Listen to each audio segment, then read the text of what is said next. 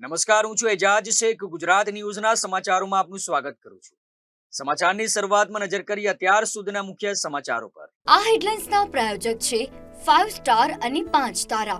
શિયાળાના સ્વાદિષ્ટ અને સ્વાસ્થ્યપ્રદ વસાણા બનાવવા માટેની ઉત્તમ સામગ્રી.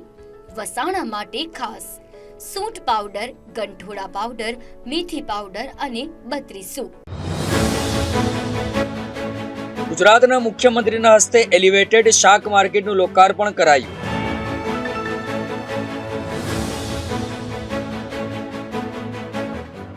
સુરતની ઉત્તરાયણ પોલીસે મોબાઈલ ચોરીનો ગુનાનો ભેદ ઉકેલી કાઢ્યો.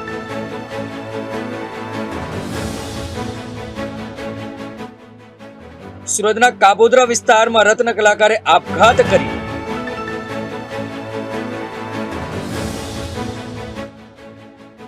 અને નવસારીમાં એનઆરઆઈ મહિલાએ ખોટા પુરાવા રજૂ કરી ગેરકાયદે રીતે આધાર કાર્ડ મેળવ્યું.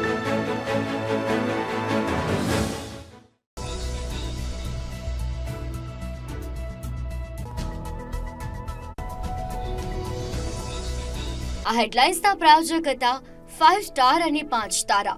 શિયાળાના સ્વાદિષ્ટ અને સ્વાસ્થ્યપ્રદ વસાણા બનાવવા માટેની ઉત્તમ સામગ્રી. વસાણા માટે ખાસ સૂંઠ પાવડર, ગંઠોડા પાવડર, મેથી પાવડર અને બત્રીસુ. હવે સમાચારો વિગતવાર જોઈએ તો ગુજરાતના મુખ્યમંત્રી ભૂપેન્દ્ર પટેલના હસ્તે સુરતમાં ખેતીવાડી ઉત્પન્ન બજાર સમિતિ દ્વારા તૈયાર કરવામાં આવેલી રાજ્યની સૌથી મોટી અને અત્યાધુનિક એલિવેટેડ શાક માર્કેટનું લોકાર્પણ કરવામાં આવ્યું છે.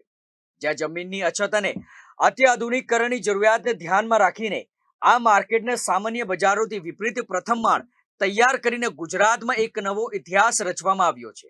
આ એલિવેટેડ માર્કેટને વેપારીઓ અને ખેડૂતોની સુવિધા માટે અત્યંત આધુનિક રીતે ડિઝાઇન કરવામાં આવી છે. મોટા અને ભારે વાહનો માલ સામાન સાથે સરળતાથી ઉપરના માળે પહોંચી શકે તે માટે એરપોર્ટની જેમ 100 ફૂટનો પહોળો રેમ્પ બનાવવામાં આવ્યો છે. વેપારીઓની જરૂરિયાતને ધ્યાનમાં રાખીને દરેક દુકાનમાં એક મોટું ગોડાઉન અને 2 ઓફિસની વ્યવસ્થા પણ કરવામાં આવી છે. આ માર્કેટમાં દેશના 15 જેટલા વિવિધ રાજ્યોમાંથી વેપારીઓ શાકભાજી અને ફળોના વેપાર માટે આવે છે, જે વાર્ષિક 3700 કરોડના તોતિંગ ટર્નઓવર સાથે રાજ્યના અર્થતંત્રમાં મોટો ફાળો આપે છે. આ માર્કેટ માત્ર આધુનિકીકરણ જ નહીં પરંતુ પર્યાવરણ જાળવણીમાં પણ અગ્રેસર છે. માર્કેટમાંથી નીકળતા પુષ્કળ પ્રમાણમાં વેસ્ટેજ શાકભાજી અને કચરાના નિકાલ માટે અહીં બાયોગેસ પ્લાન્ટ સ્થાપવામાં આવ્યો છે. આ લોકાર્પણ સમારોહમાં મુખ્યમંત્રી ભૂપેન્દ્ર પટેલે સંબોધન કરતા જણાવ્યું હતું કે સરકારે હંમેશા ખેડૂતોના હિતમાં નિર્ણયો કર્યા છે. વડાપ્રધાન નરેન્દ્ર મોદીએ કૃષિ ક્ષેત્ર પર સતત ભાર મૂક્યો છે અને રાજ્ય સરકારે પણ ખેડૂતોના વિકાસ માટે અનેક યોજનાઓ શરૂ કરી છે. मोदी साहब का जो मंत्र है सहकार से समृद्धि, उसका एक कदम आगे सूरत की एपीएमसी, मेरे साथी धारासभ्य और दक्षिण गुजरात के सहकारिता आगेवान, उसके नेतृत्व में प्रथम एलिवेटेड मार्केट वो किसान के लिए बनी है. गुजरात की ये प्रथम है. माननीय भूपेंद्र भाई के नेतृत्व में ये पूरी व्यवस्था बनी. भूपेंद्र भाई के कल कमलों से ये लोकार्पण हुआ है. मैं संदीप भाई और उसकी समग्र टीम को, इसके पहले भी जो चेयरमैन रहे उसको खूब खूब धन्यवाद करता हूँ, अभिनंदन देता हूँ कि किसानों के लिए एक कदम और समृद्धि कैसे बढ़े, उसको सवलत कैसे मिले, उसको समृद्धि कैसे आगे बढ़े, इसके लिए बहुत बड़ा कदम है और मैं खूब खूब शुभकामनाएं देता हूँ. मोदी साहब के नेतृत्व में, आदरणीय अमित भाई शाह सहकारिता मंत्री के नेतृत्व में 19 करोड़ रुपया वो भी इस मार्केट को मिला है.